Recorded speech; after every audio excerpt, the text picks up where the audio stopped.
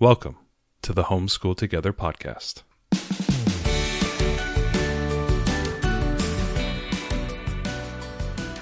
Where one working mom and a stay-at-home dad help you navigate the nuts and bolts of the growing and dynamic world of homeschooling. With a focus on early learners, like me. All the ins and outs of building and maintaining your homeschool life. Homeschool. Find out tips and tricks to make things like this easier. I'm reading. And ultimately, enjoy educating your kids. And what's that last thing? Have fun together. Did I do good, Daddy? Yeah, you did, sweetie. Good job.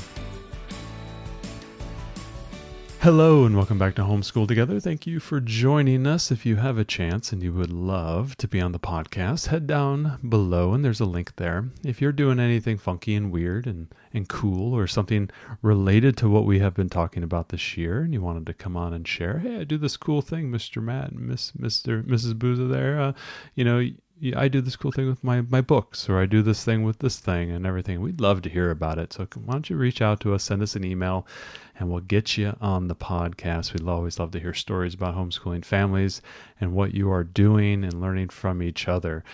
If you also have a chance, head down and leave us a review. We're getting to the end of the year now, and you're thinking about gifts and stocking stuffers for this lovely, humble podcast, and you can go ahead and leave us a review as well. So today, we are wrapping it up. The summer of science. Yes. Became the fall of science. Became the fall of science. So our original goal with this, we decided to study space science, and we loosely used Blossom and Root's space science for kindergarten for this because it's just really fun. And we have we had a rising first grader, so it totally worked. And if you have a little one that's K first, something like that, I think it's a great curriculum. Go ahead and use that. You don't have to modify. It's really wonderful.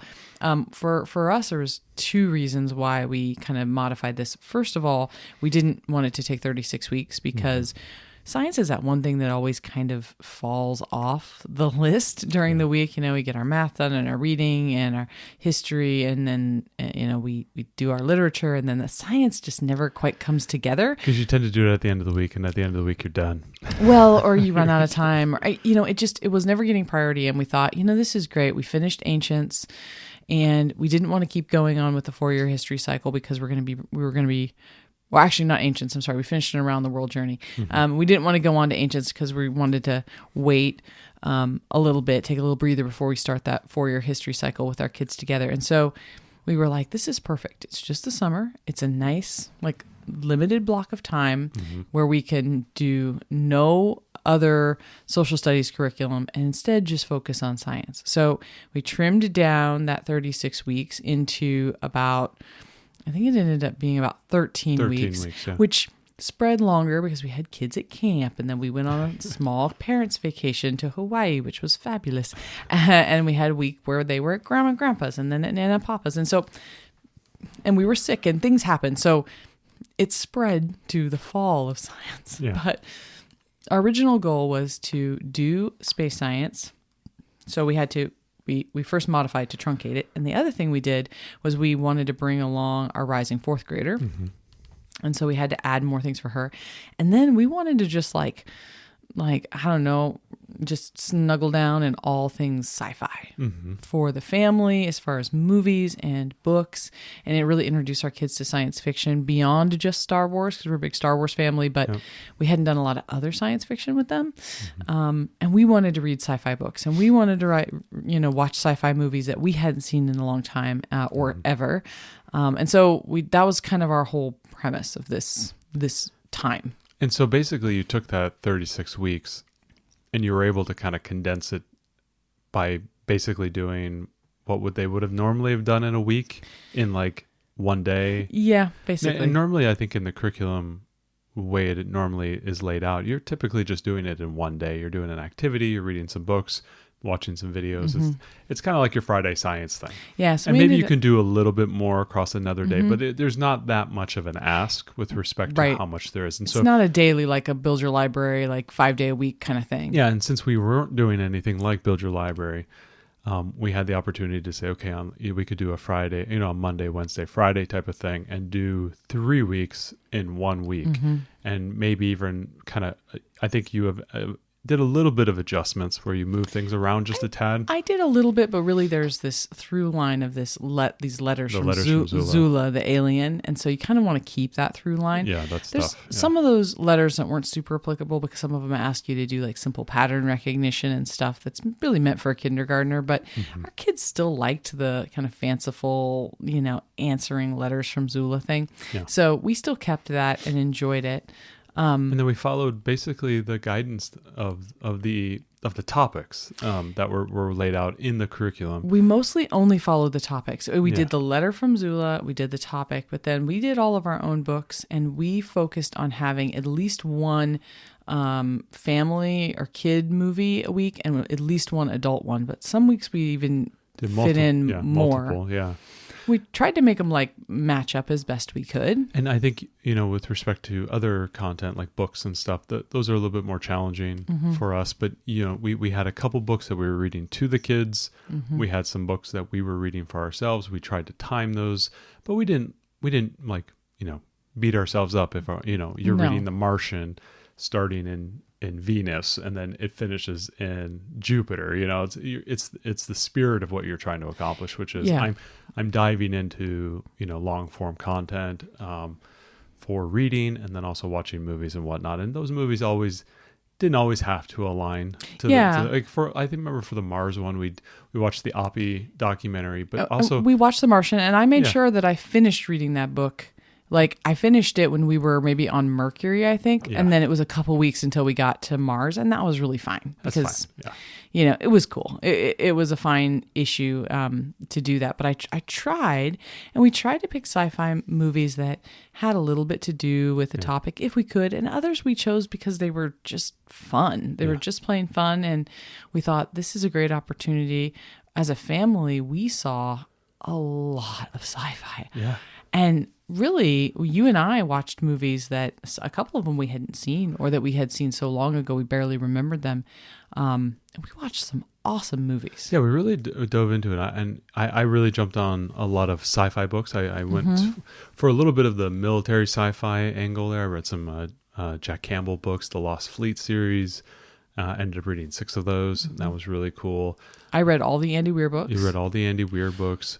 I think I did Old Man's War. You read Last Colony, the John Scalzi book. I read another Scalzi book and everything. Yeah, it was really a fun way to kind of bring it in and really just because I remember before we did this space science and I knew we were talking about doing this. I was like, okay, I'm going to queue up a bunch of sci-fi books. I read the second in the Three-Body Problem, continuing that series, and I queued up a bunch, and I use primarily Libby in order to do that, and I do mostly audiobooks because I don't have time to just sit and read for long periods of time. And I because I would love to know. You put in the comments below if you find that you work so hard, you're around the kids so much, the minute you sit on a couch, you fall asleep.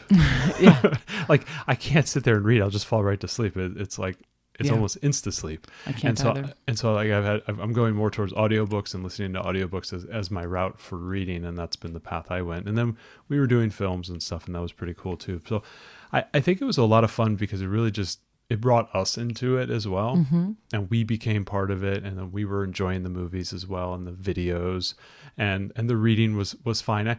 I enjoyed the reading. I enjoyed a lot of the kind of playing around with ideas of projects for the kids to do. I tried to bring in a little bit of ELA along with it. I think we just put out a podcast we're going to be putting out a podcast about novel studies here in the coming weeks, and using multi-subject ideas on being able to hit multiple subjects at once on like a given theme. And so I was doing a lot of ELA stuff with my oldest.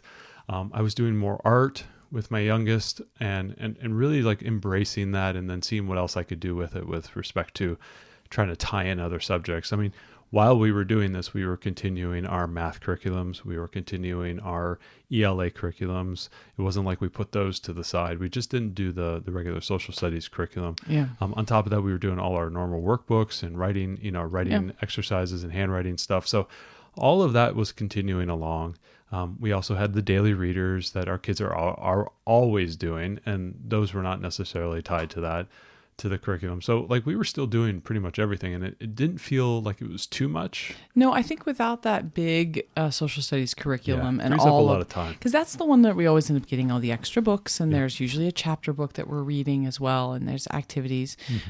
It was fun with this too. We did lots of activities with Lego. We played lots of space-based board games, which was really fun. We did. That's right. That's the one thing we left off there. We did a ton. We have a ton of space-based board games. Right, and so we played a lot of those. We got our telescope out and we went and did stargazing. It was the summer because we pretty beautiful skies in the summer here, and so it tends to be a little late. So yeah, we kind of had little gremlins in the morning, but we did do a lot of that, and we also did some really fun projects and things. We did some cool activities. We did some art-based stuff, and we did some building with Lego and other things. And so we did some 3D printing rovers and rocket ship parts and stuff. I think this to me felt maybe more so than even the social studies curriculums that we've done.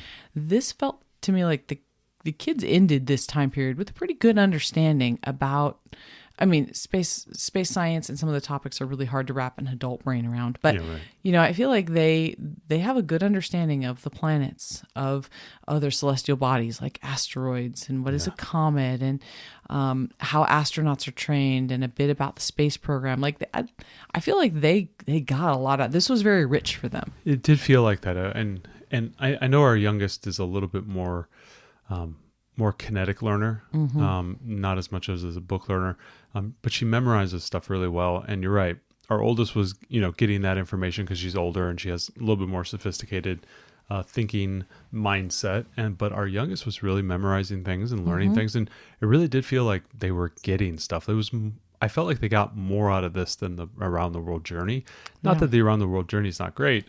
I just felt like they've both gotten older, and they're both mature, and they're getting older and more sophisticated in their learning, and it just felt really cool to do this. And I know we had done the science, we had done the prehistory stuff before, and I just didn't feel like there was a lot of content there, but it didn't feel like my daughter memorized a lot of stuff. It became just kind of an avalanche of content, and it all kind of moved and bent together, and there was just all these weird alien-like creatures that you can't see, that we don't even, that aren't around anymore. And I just don't know if that was too abstract for her. It's interesting because we're about to do it again. Right. We're going to do a little bit of a modification to shorten it just a tad, because we're going to do the combination of prehistory with Blossom and Root and Build Your Library's prehistory unit study, because they really click together quite well, but they're a little long. And so we're going to do some modifications. Well, let's talk a little bit about where we're going now. I mean, we've just finished the space science, which is really cool. So it's like, if you think about it, the way the prehistory starts, it starts at the Big Bang, formation of Earth. So it's really great for space science to lead right into it. Exactly. Honestly. Yeah. It's really, really, really smart. So now we're going to go off into prehistory here. And you said we're going to do kind of a condensed version of that. Right. I'm thinking it's going to be around 13 weeks, because I believe the combined version of them was 16 weeks before when we did it. It was just a little bit long in the tooth for me. Yeah. So we're going to try to do it in about 13 weeks. We'll have, it's a supplemental science for third grade in Blossom and Root. So we'll have a fourth grader and a first grader. So we're going to have to make a couple concessions. There's been some... And it makes sense because we used it to lead into Ancients, because at the tail end... Perfect.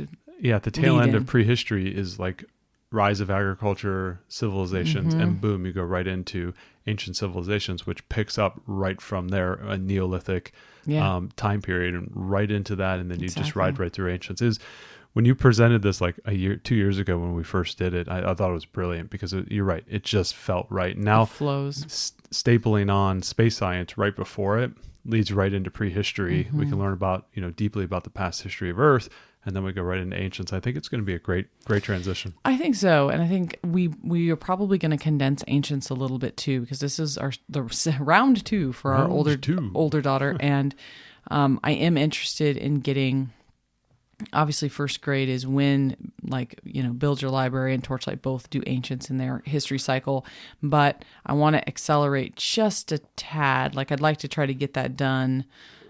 Maybe, I don't know if we're going to take off and do another summer of science, or maybe we'll do a spring of science and then jump into ancients. I'm not sure how we're going to formulate that, but there is a little bit of condensing that I want to do so that we can accelerate a little bit faster to medieval, because we are, we've got an older child, and I want to keep up with her a little bit more, and our younger she's pretty with it, and so I think we can go a little bit faster for her. So yeah, we're trying to kind of work this out with 2, but prehistory will start up pretty soon here, and our gap is 3.5 years, right? And so if you're following along, and we know this is a common question about teaching multiple students. We feel that this might be the edge of combining the 2. I mean, we're a little bit past the edge, to be honest. Yeah, it's 3 years. Would you recommend? It's difficult, right? 2 is I think really that sweet spot of the edge of it. 3.5, it becomes difficult. It really depends how. So our older learner is very patient as far as reading through picture books. Like, she's fine at almost 10 sitting through picture books, no problem. She's super happy to do that. And our youngest is happy to move a little bit faster. So for us, we can kind of pull them closer together by their sensibilities. So depending on your learners and how they work together, if it was the opposite way and our older wanted to run ahead, we'd be having a lot of trouble with that. This would be more challenging. It would require a little bit more of a deft touch on how we manage that and how we scale up, because I think we've talked about this in the past. Scaling up is probably the easier path than scaling down. It's always easier to add content, add books that are more complex. Almost on every one of these subjects you can scale up very easily. You can go right from picture books to early readers to regular kind of encyclopedia books, all the way up into something a little bit way more dense and complex.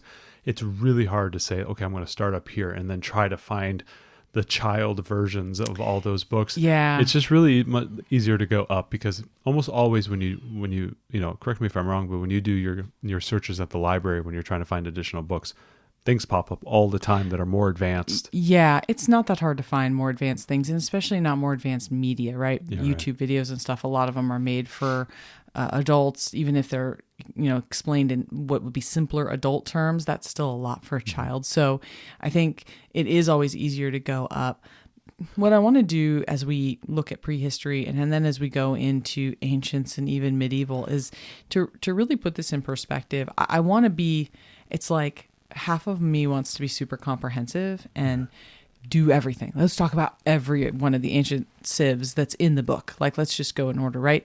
And the other half of me is like, it's elementary. If they don't remember about the Sumerians or whatever, they're going to cover it again later, right? We're going to come back around. So I want to kind of like balance the need for giving them enough information to have good coverage, but not get so bogged down in the details that we go so slowly. And that's a problem because our youngest needs to move a little faster. Like she won't be happy dwelling on another civilization that kind of feels just like the last one, right? Yeah. Now I know there are different peoples and on a scholarly level, maybe wildly different, but at the level of a first grader, they might sound pretty darn similar, right? All those Mesopotamian cultures, especially, that are all just kind of when you do that, amalgamate together.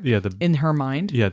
I call it like the triplets. It's like the Hittites, the Babylonians, and then there was like another group, or wasn't the Sumerians? Sumerian, it was right along but they were all like concurrent time periods. Yeah. And you hit them in like a 3-week period, and you're just like, wow, which one's which? That's right, those guys liked the iron steel thing, and these guys had the hanging gardens maybe, and then a few other things here. Yeah, it can get a little difficult to kind of discern between them, and they're all in the same area. So I kind of want to do like, I want to hit the highlights when we're in elementary.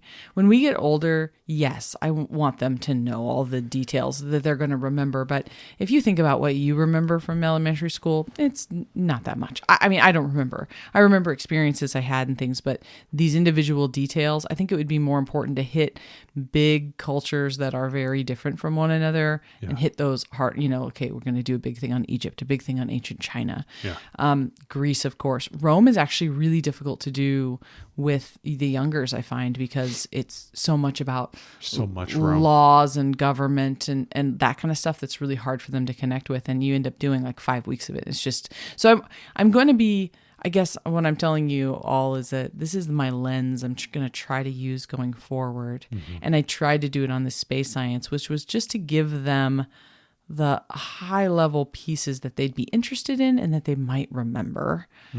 And then, kind of not be worried about having to hit every note. And if someone's at home and they're thinking about doing something like this, are they looking ahead? Like if you have an older learner, but you're doing a first grade curriculum, would you advise them to look at what let's say it's not, what comes after medieval history comes U.S. history or something? It's early modern. Early modern, okay. Yeah. Are you looking at that curriculum for the activities? Like what are the things that those students are doing in those, and are you trying to mimic those activities here for the skills, like the writing activities, the reading activities, the things? Yes, if you have an older learner, that's a good way to get ideas on how to level up. It is a great way. And so for us, knowing that we're going to stay with Build Your Library, or that's our intention, I can buy an upper level version of it and look back. There's also a sample, like I don't even need to buy it yet.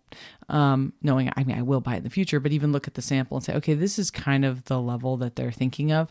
Last time we did Ancients, our daughter was already older than, that was meant for. And we did some extra writing exercises. And I imagine that we will, we will fill that out. We will fill out prehistory the way that it needs to be done. But you could absolutely look at curriculum, even if it's not exactly the same time period or exactly the same subject, and just kind of look at like what level is the expectations for this grade if you want to level up a lower curriculum. Awesome. I think there's lots of ways to do it, but I think it's all important for us to just kind of have perspective when we're running through some of these curricula, especially if you're deciding to make a combo out of something, which makes everything longer, or you have multiple students and you're trying to find that happy medium between them. Just to take a critical eye and not beat yourself up about like, oh, we skipped that chapter because it's not going to matter later. Yeah, it's totally understandable. And so that is where we're going. Just a brief wrap up on the space science. This will be the last time we go through it. We'll maybe hit something later down the line. I mean, but at some point, for the most part, space science is done. Yeah, I mean, if they're in junior high or whatever and they want to talk about it again, they're interested, then sure. We'll have books and we have books on the shelves. And we can go. I mean, hey, we could study space science all the time. We loved it. We thought it was great. But as in a general, would you advise? I thought this went really well. I thought it went great. And I think if you're having trouble finding a spot for science in your normal week, you can try to choose a time period whether it's the summer of science or you just take a break between two levels of a curriculum for social studies and just say, hey, we're going to focus on science for a month or 2 months here. Yep.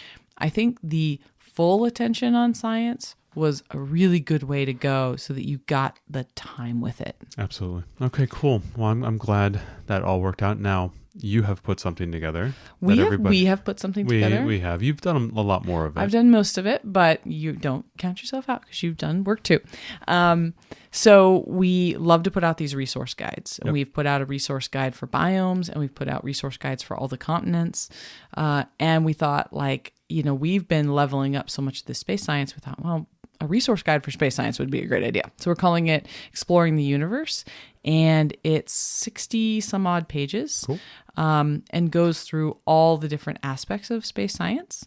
And it's got books and YouTube videos, documentaries, and activities, so we're leveling up just a little bit. Our previous resource guides included books and media and like recipes. That's for the around the world. For the around the world. And then for the biomes, it was just books and then media. And we added some activities as well in there. And a couple activities. Yeah. So this one, we're kind of trying to like step up just another bit of level. So we've got books, we have videos, documentaries, activities, and then we have a section at the end about sci-fi for kids that includes movies and books, and then adult resources. So some nonfiction books and documentaries, and then sci-fi books and sci-fi movies for adults. So, and then it's got the categories that those movies go with, right? So Interstellar is going to list astronauts, rockets, black holes, right? So a few different things. So things like that, where so that you can go ahead and look and say, hey, we're going to cover this topic.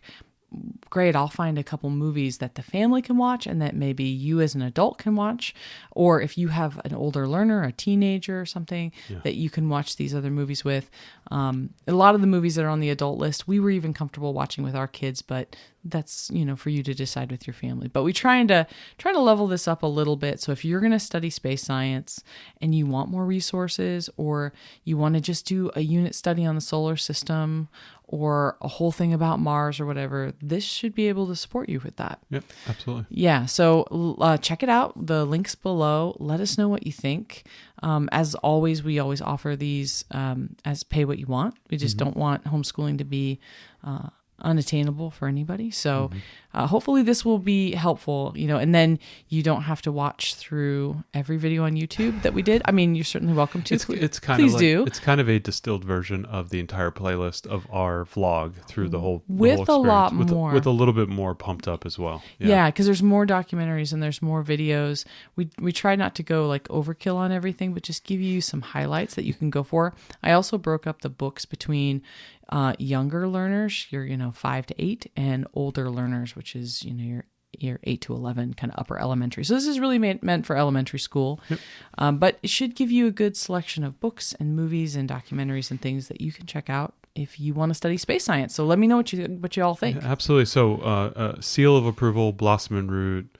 Space science is absolutely tremendous. Yeah, it's great. We've been pumping it for years. And, if you've got a kinder or around that age, I think it's worth great. It. Absolutely worth it. So now that's where we've been. We got a little bit of a window into where we're going. We're going to take a little bit of a break here, and then we're going to go ahead and hit the prehistory here for the next 3 or 4 months. And then we're moving on to ancients. So that's kind of the path we're going. And I know a lot of people like to hear what we're doing and where we're going. And so that's kind of where we're at. And we'll plan to vlog it as we always do. As always. Because I'm sure we'll change things and do things differently the second time around, because we just can't leave it alone. So stay tuned. But the funny thing is we learn a little bit. We learn, and our children change over time, and so we have to do different things. And so it's always fun to see that evolution, and we're glad to provide that for you. So if you haven't yet, head on over to YouTube, hit the subscribe button, and you can get that first video in your inbox when we explain what we're doing. So we hope to see you there. We hope to see you on the Gumroad page for the user guide. And if you want to get on the podcast, send us an email and we'll give a chat. Yeah, that's all the things. Thanks so much for joining us today and making us a part of your homeschool journey. Please engage with us on social media. Join our Homeschool Together podcast group on Facebook and find us at Homeschool Together Podcast on Instagram. We'd love to hear your feedback, questions, and recommendations. Until next time. Happy homeschooling!